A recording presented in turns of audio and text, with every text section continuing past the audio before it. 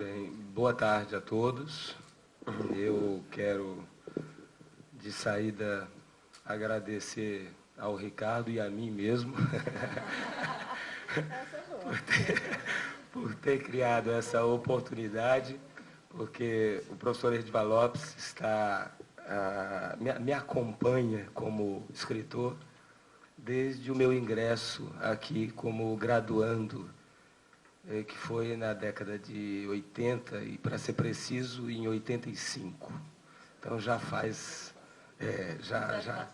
já faz alguns anos.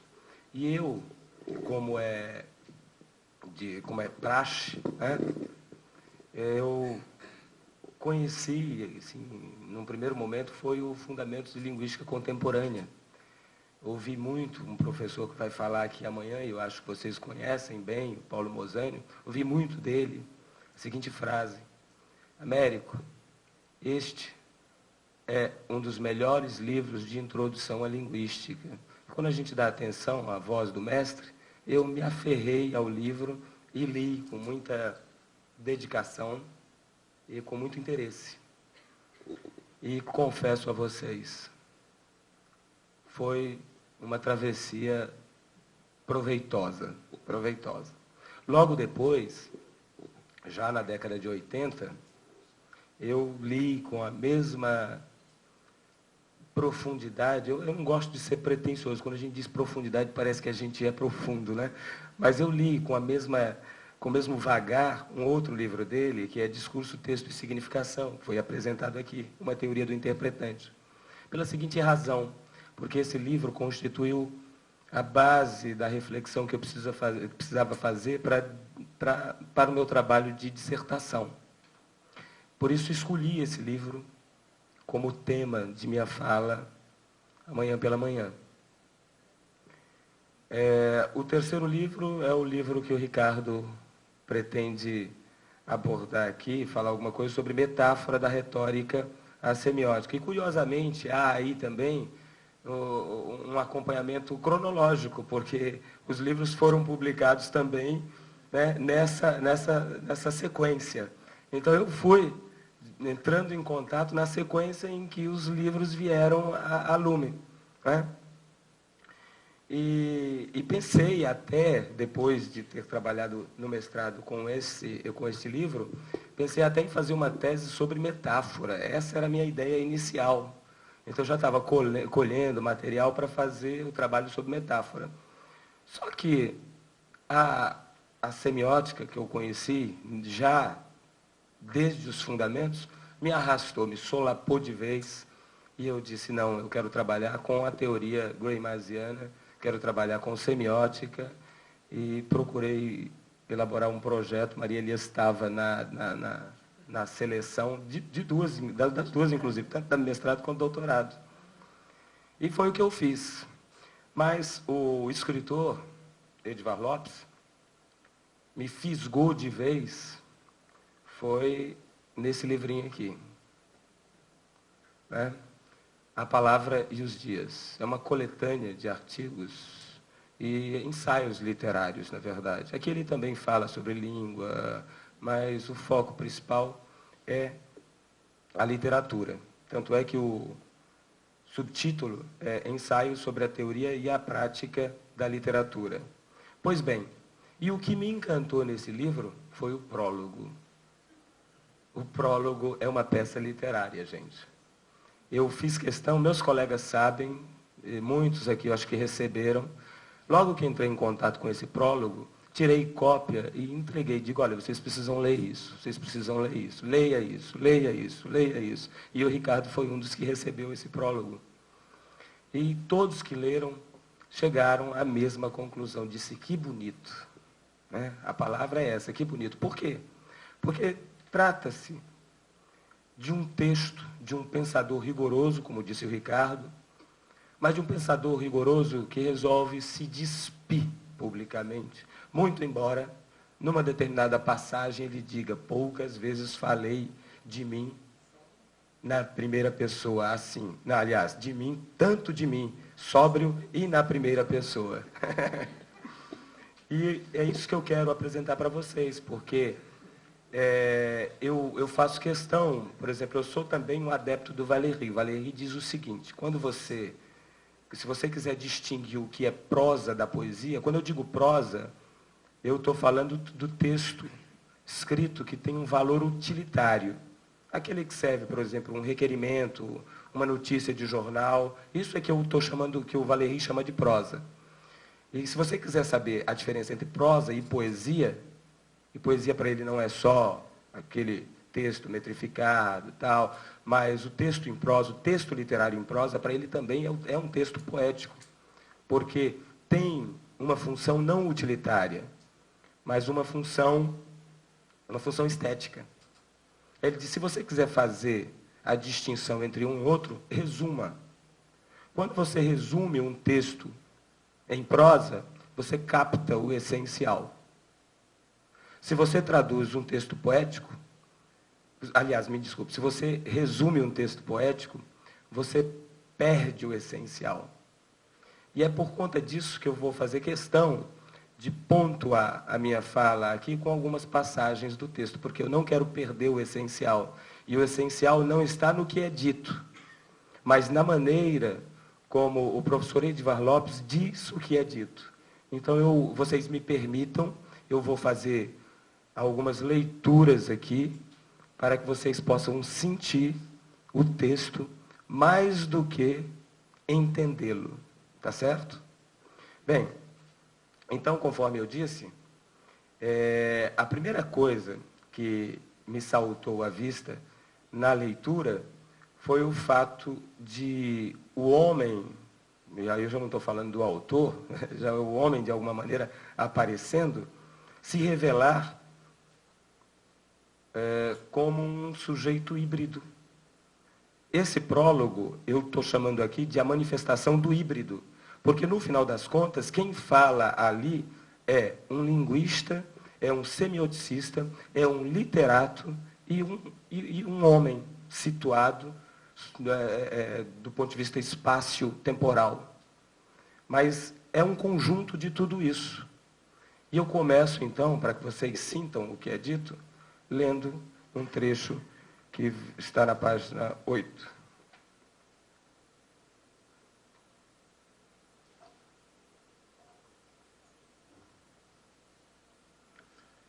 São 20 anos, né? Daqui, de lá para cá. O professor diz o seguinte, né? Aliás, a gente sabe que não, é uma outra máscara, né? O autor aqui, o enunciador desse texto.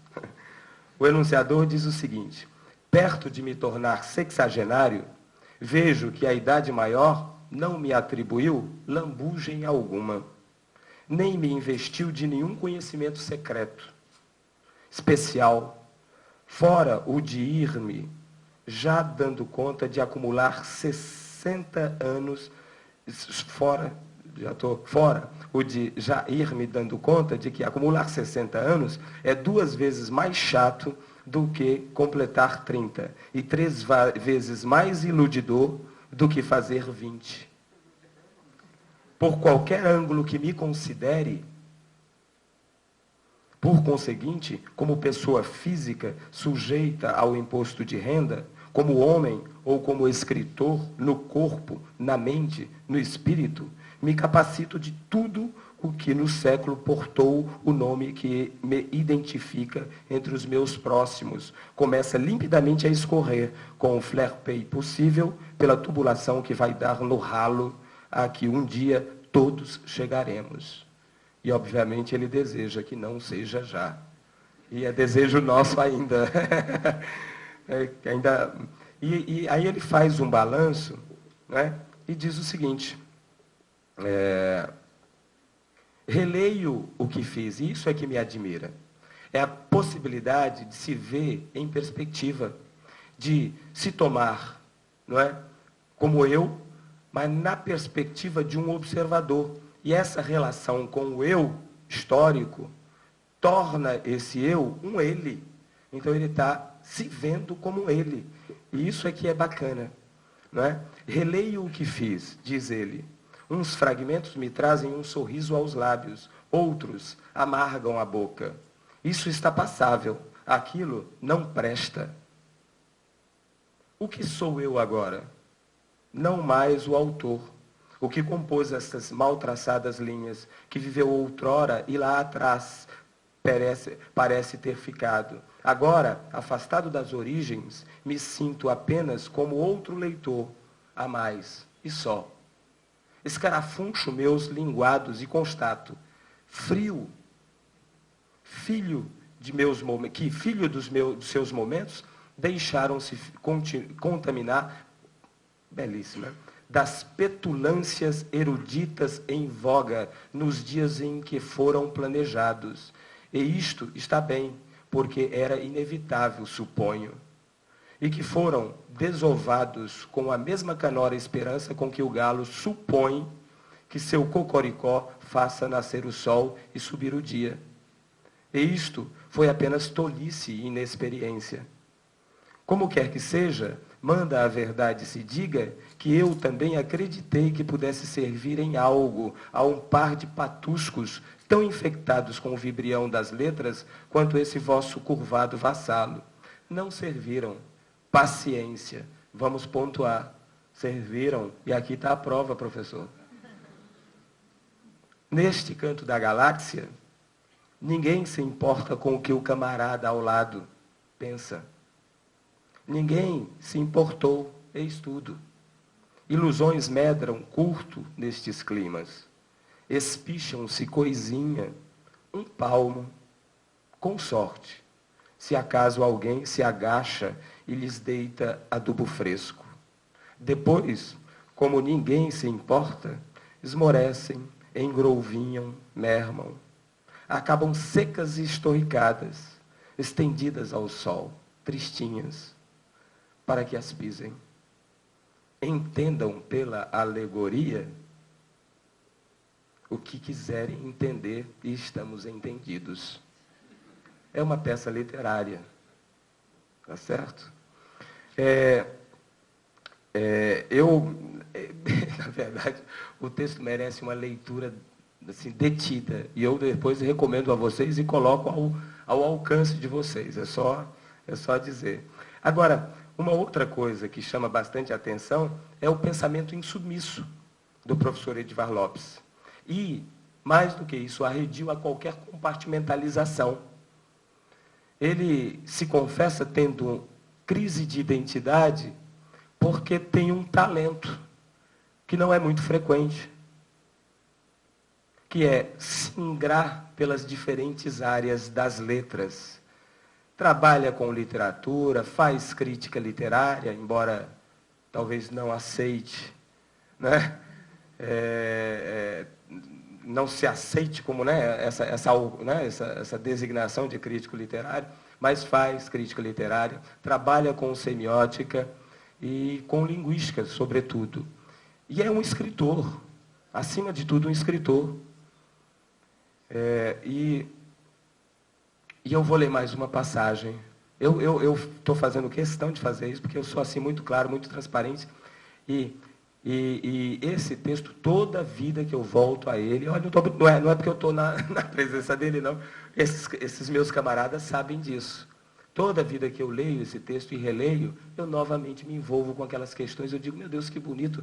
Como é que um homem, depois de tanto produzir, consegue se ver com essa isenção e com uma certa crueldade, não é? E continuar produzindo. Então, isso me encanta. Isso me encanta. E é por isso que eu escolho, nesse momento, esse prólogo. Então, eu vou agora à página 13.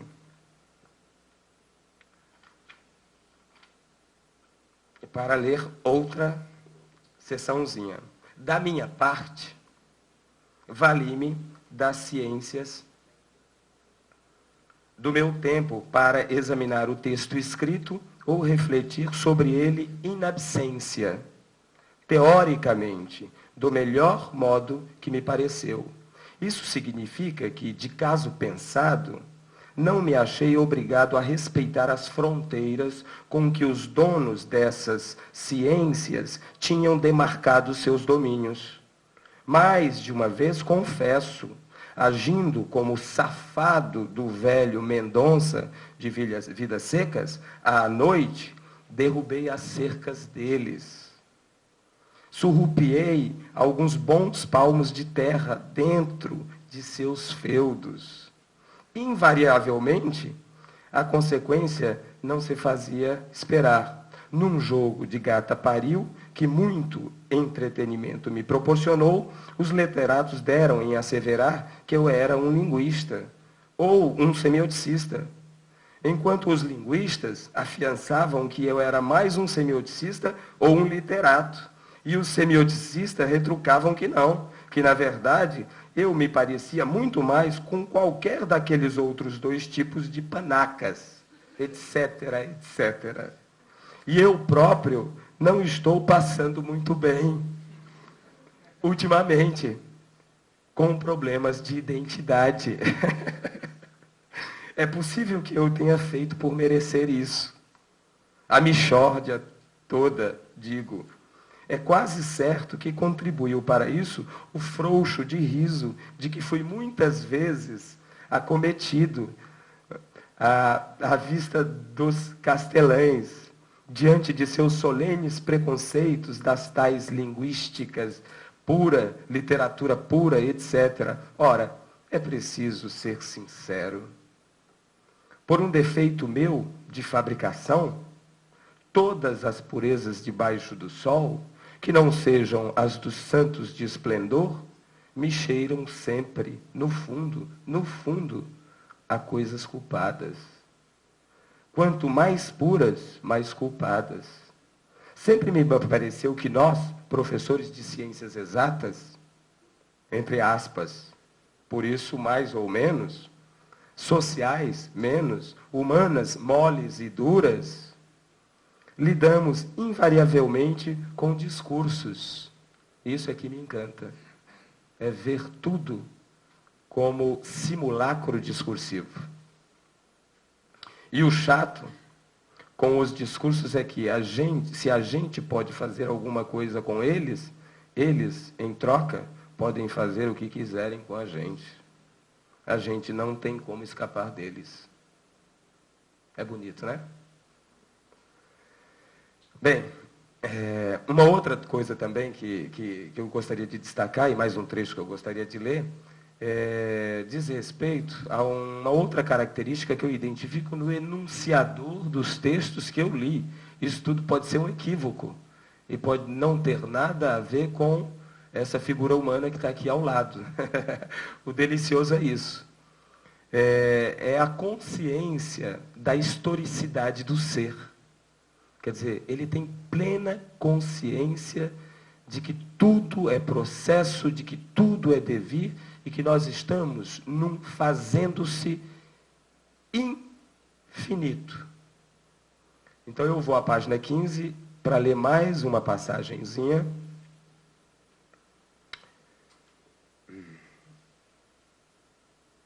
Me vali do que tinha à mão. Usei o que achei conveniente. Ganhei, honestamente, o direito de mandar esculpir em minha lápide de literato, ou de linguista, ou de semioticista, fecit quod potuit, ou seja, fiz o que pude. Apesar da caridosa solidariedade de alguns amigos que, empenhados em minha salvação, aconselharam-me a abrir uma tendinha onde pudesse aprender a ganhar a vida de um modo menos suspeito aos meus vizinhos, não me arrependo do que fiz. Por que me arrependeria? De quê? De ter sido contemporâneo de mim mesmo? De não querer invocar mais em vão o santo nome de Plenakov, Plenanov, nem aceitar as categorias críticas e o pseudo-modelo de abordagem da vulgata marxista, nem a alternativa da erudição impressionista, da erudição filosófica, tão cara aos acadêmicos, e a velha crítica, disse eu, vá lá, crítica. Entenda-se bem, não vai aqui condenação nenhuma a quanto fizeram nossos antecessores, que seguiram os figurinos críticos em vigor à sua época. não teria cabimento exprobar Cabral por ter vindo de Portugal a Santa Cruz, mareando-se numa temerosa caravela e não num Boeing, último tipo, em 1500. Pela mesma razão, porém, seria despropositado fazer o mesmo percurso hoje de caravela e não de avião. De minha parte, tenho inteira consciência da efemeridade das tecnologias e das modas em curso. Passaram eles, passamos nós, passaremos todos, vaidade das vaidades. Assim mesmo, preferi viajar do modo que me pareceu o menos disparatado e anacrônico possível. E não me arrependo, afinal, uma moda só pode ser substituída por outra moda que já caiu de moda. Lá orava lindamente Eduardo Prado Coelho. E isso vai construindo, quer dizer, esse pensamento insubmisso, que é arredio à compartimentalização, a consciência da historicidade do ser, vai construindo uma imagem de um autor que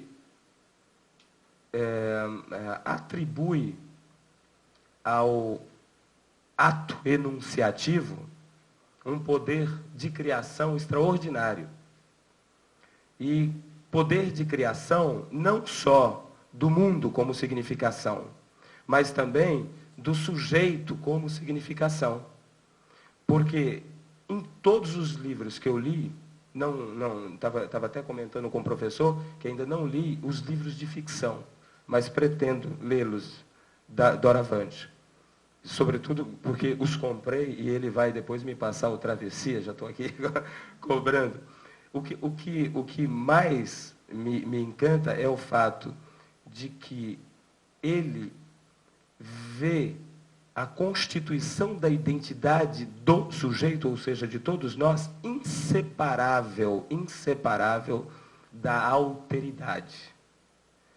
Isso coloca o Edvar Lopes, que é conhecido por muitos como um estruturalista, né, no coração mesmo de uma escola como a bakhtiniana, tá certo?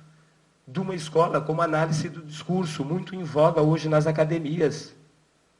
Ele fala que não é possível separar a subjetividade da intersubjetividade. E eu, que acredito muito no que disse Manuel de Barros, o que foi que ele disse? Ele disse, olha, a gente, é cria de frases. E há uma frase que eu não precisava nem ter escrito aqui, que eu tenho de memória, porque essa é daquelas frases tão bem cunhadas que não merecem um remendo sequer, né? E que não é uma frase literária, né? A gente encontra nos textos. Nós encontramos aqui no Discurso, Texto e Significação, para ser preciso, na página 100. O que é que ele diz? Está aqui, Maria Elisa. Ó. Combinando, prestem bem atenção a essa frase, combinando uma simulação com uma dissimulação, o discurso é uma trapaça. Ele simula ser meu para dissimular que é do outro. Se nós prestarmos bem atenção a essa frase, ela poderia nos remeter para uma espécie de sujeito assujeitado. Sujeito assujeitado. E diríamos, então, cadê aquele núcleo criador, né, que é a subjetividade? Para falar desse núcleo criador que subverte essa frase numa outra muito parecida, eu vou ler mais uma passagem que está aqui na página 17 e que é ótima. Poucas vezes falei tanto sobre mim mesmo. Palavras deste enunciador. Sóbrio e na primeira pessoa.